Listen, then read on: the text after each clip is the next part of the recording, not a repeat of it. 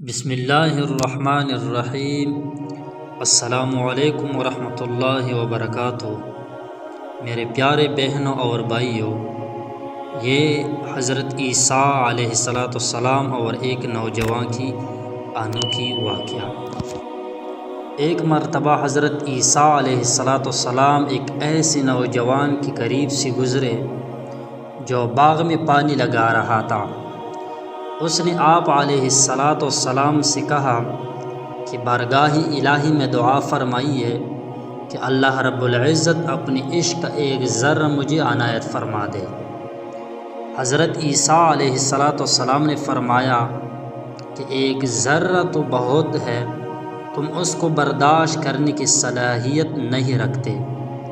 اس نے کہا کہ صرف نصف ذرہ ہی عطا فرما دے۔ اس پر حضرت عیسیٰ علیہ السلام نے پروردگار عالم سے دعا مانگی، یا اللہ اس سے اپنی عشق کا نصف ذرہ مرمت فرما۔ یہ دعا مانگنے کے بعد آپ وہاں سے تشریف لے گئے۔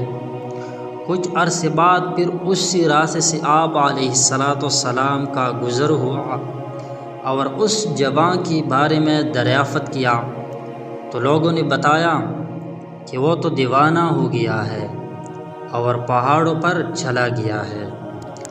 حضرت عیسیٰ علیہ السلام نے پروردگار عالم سے دعا مانگی، یا اللہ اس جوان سے میرا سامنا کر دے۔ پھر آپ علیہ السلام نے دیکھا کہ وہ جوان پہاڑ کی ایک چوٹی پر کھڑا ہو کر آسمان کی طرف دیکھے جا رہا ہے۔